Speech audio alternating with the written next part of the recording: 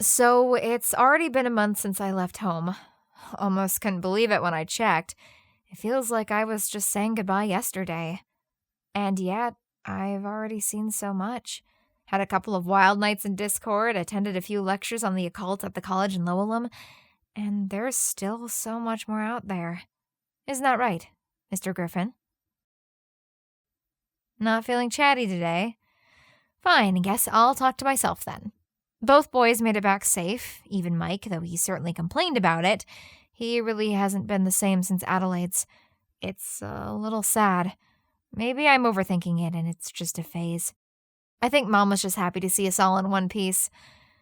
Lucius took me out to a very nice restaurant, which I think might have been a mistake because now I'm going to miss him more, but at least I got to be the one to tell him stories this time.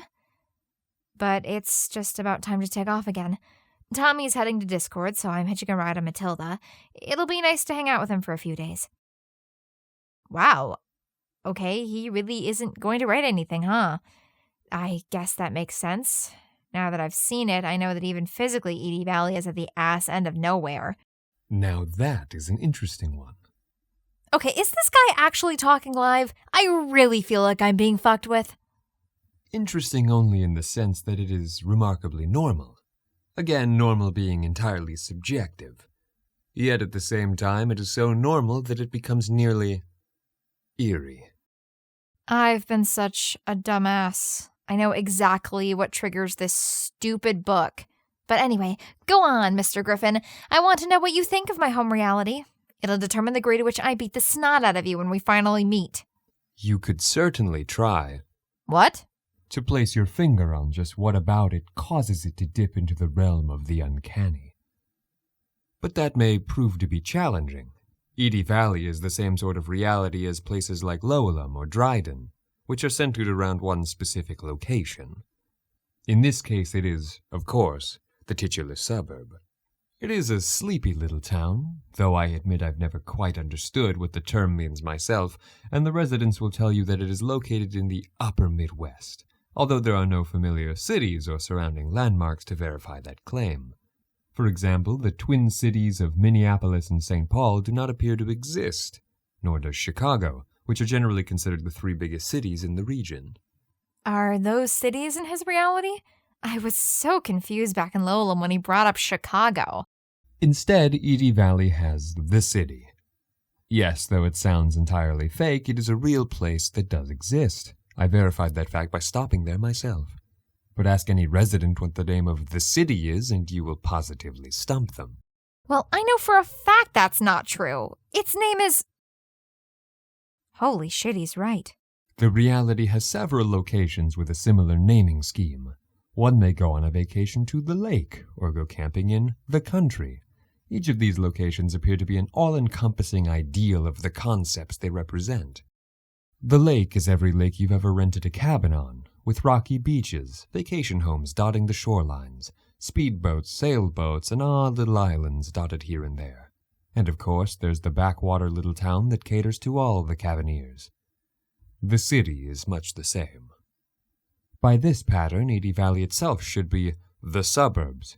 However, this is where the system frays at the edges.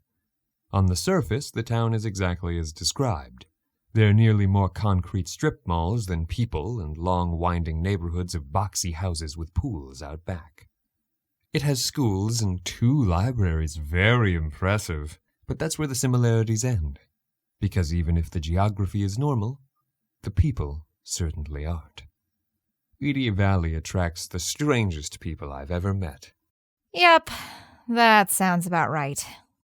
Some of the residents are outright strange. Many supernatural entities exist within its confines. For instance, there is an entire remembered history in Society of Vampires, as if the cosmos needed any more of those. There's a plentiful population of demons and all manner of fantasy creatures squeezed rather unceremoniously into an urban setting. But what interests me the most are those who are not supernatural or other in some externally obvious way.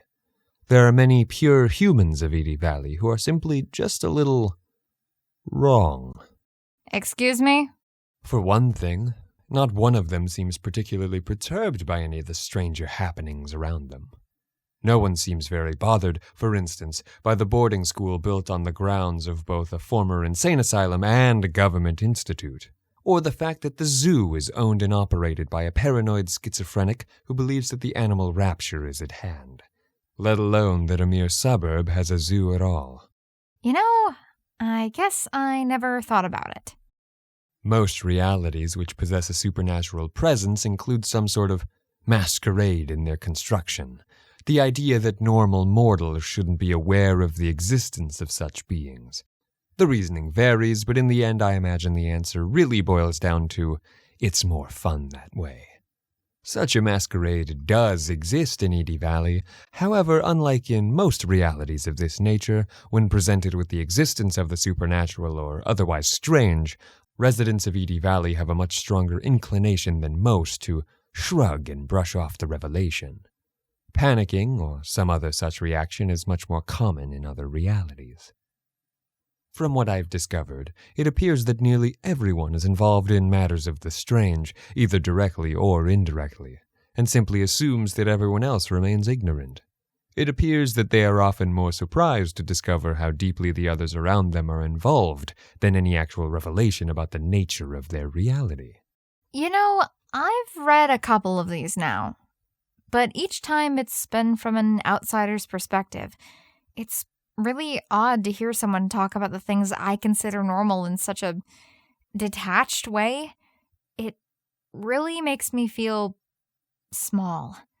Smaller than I felt when actually seeing it for the first time from out there. I mean, I suppose I've always known it, deep down, but of all things, this is the one that really put it into perspective. There really is a lot out there, isn't there? The cosmos is a truly big place. Yet I feel that if anyone is equipped to handle it, it's the residents of Edie Valley. I know he's not actually talking to me, but I appreciate that.